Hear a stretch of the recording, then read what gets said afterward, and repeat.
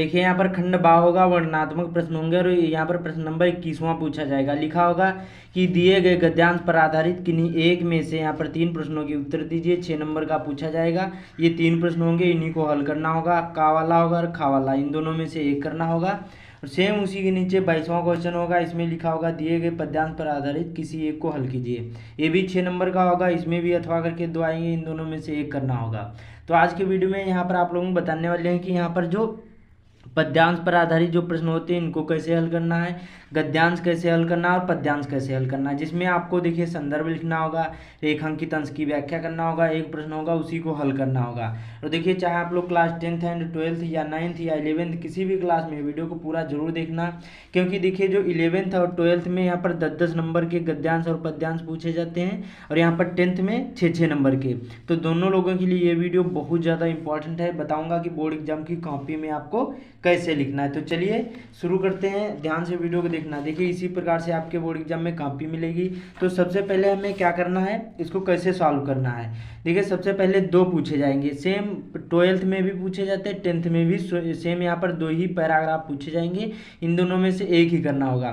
तो हम सबसे पहले पढ़ेंगे। अब देखिए आपको जैसे एक ही करना है, जो आपको समझ में आया। सबसे पहले देखिए हम जैसे इसको पढ़ लेते हैं, ये खवाला पढ़ेंगे, इसको ना पढ़ें। क्या लिखा है हिंदी में, यहाँ पर प्रगतिशील साहित्य का निर्माण हो यहाँ पर रहा है। उसके निर्माता यहाँ पर यह समझ रहे हैं कि उनके साहित्य में यहाँ पर भविष्य का गौरव निहित है। उसके बाद में पर कुछ ही समय के बाद उनका यह साहित्य भी अतीत के स्मारक हो जाएगा और आज जो तरुण है वही वृद्ध होकर अतीत के गौरव का स्वप्न भी देखेंगे और उनके स्थान पर जो तरुणों का फिर दूसरा दल भी आ जाएगा जो भविष्य का स्वप्न देखेगा। यहाँ पर दोनों के यहाँ पर क्या है ही यहाँ पर स्वप्न सुखद होते हैं, क्योंकि दूर के ढोल सुहावने होते हैं। अब देखिए आपने जो पाठ पढ़ा होगा तो आपको पता होगा ये किससे लिया, ये किस पाठ से लिया गया है क्लास 10th में। तो क्या लिखूं से लिया गया है। ये पाठ का नाम क्या है, क्या लिखूं। और इसके जो लेखक कौन है, तो इसके लेखक हमारे हैं यहाँ पर पद्मलाल पुन्नालाल बख्शी जी। तो इसको कैसे करना है, आपको पाठ का नाम मालूम होगा, लेखक का नाम मालूम होगा, तभी आप लोग पहला क्वेश्चन हल कर पाओगे। और मेन ही संदर्भ होता है कि उपयुक्त गद्यांश का संदर्भ लिखिए।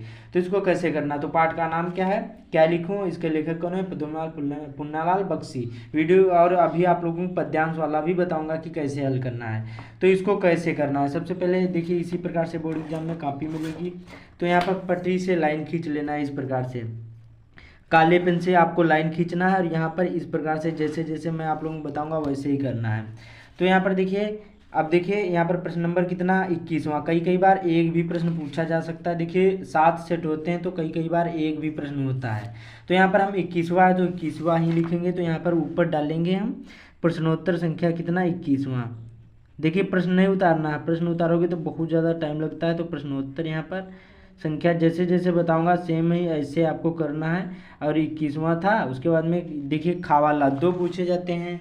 अथवा का मतलब होता है एक, चाहे ऊपर वाले का आंसर दो या नीचे वाले का। तो जैसे हमें खावाला पता है, जो आपको कन्फर्म पता है वही आपको लिखना है। तो खावाला पता है तो यहाँ पर हम खावाला ऐसे डाल देंगे, ये जरूर आप लोग डाल देना, ठीक है। उसके बाद में अब देखिए संकेत लिखना। संकेत में क्या लिखा जाता है, पहले के 2 शब्द और आखिरी के 2 शब्द, ये बहुत ज़्यादा इंपॉर्टेंट हो जाते हैं। तो इसको जरूरी आप लोग लिख लेना। इसमें पहले के 2 शब्द संस्कृत, यहाँ पर जैसे ये हिंदी में और आखिरी में क्या है होते हैं, ये आपको लिखना होता है। पहले के 2 शब्द, आखिरी के 2 शब्द, इसको नीले पेन से आपको लिखना। क्या लिखा है यहाँ पर, हिंदी में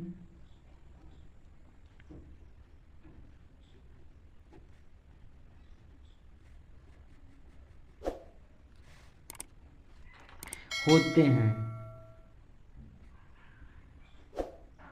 इस प्रकार से आपको लिख लेना है, ठीक है। उसके बाद में अब देखिए हमारा पहला क्वेश्चन क्या था कि उपयुक्त यहाँ पर अवतरण का संदर्भ लिखिए।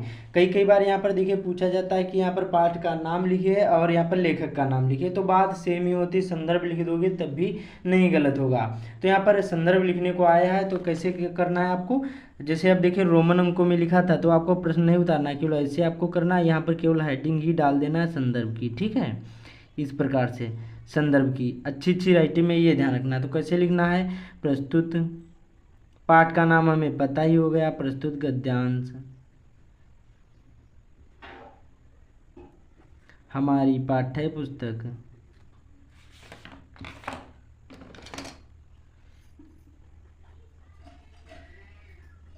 हिंदी के अब क्या करना है, प्रस्तुत गद्यांश हमारी पाठ्य पुस्तक हिंदी के, अब पाठ का नाम ऐड कर देना। पाठ का नाम काले पेन से आपको डाल देना, क्या लिखूं, पाठ का नाम है क्या लिखूं, ठीक है। उसके बाद में प्रस्तुत गद्यांश हमारी पाठ्य पुस्तक हिंदी के, यहाँ पर क्या लिखूं नामक पाठ से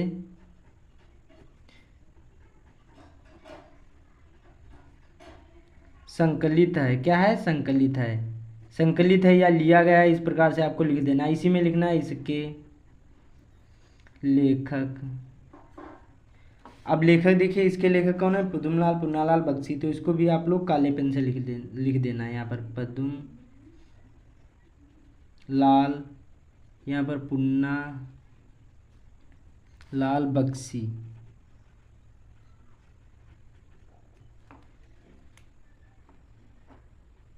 है, इस प्रकार से लिख दोगे। कोई भी संदर्भ हो आपका जो गद्यांश वाला, सेम ऐसे ही करना है। अब जैसे दूसरा आ जाता तो उसको कैसे करते, तो यहाँ पर लिखते प्रस्तुत गद्यांश हमारी पाठ्य पुस्तक, सबसे सिंपल सा है हिंदी के। अब जैसे पाठ का नाम दूसरा होता ममता या मित्रता या यहाँ पर भारतीय संस्कृत, तो यहाँ पर प्रस्तुत गद्यांश हमारी पाठ्य पुस्तक हिंदी की मित्रता नामक पाठ से संकलित है। इसके लेखक कौन होते, डॉक्टर राजेंद्र प्रसाद होते। सॉरी, यहाँ पर मित्रता, तो यहाँ पर मित्रता पाठ के लेखक कौन होते, आचार्य रामचंद्र शुक्ल। और जैसे भारतीय संस्कृत होते तो यहाँ पर भारतीय संस्कृत लिखते, और यहाँ पर लेखक कौन हो जाते, डॉक्टर राजेंद्र प्रसाद। बस सेम ही आपको इसी पैटर्न का यूज करना है, सबसे सिंपल सा, सबसे सरल होता है।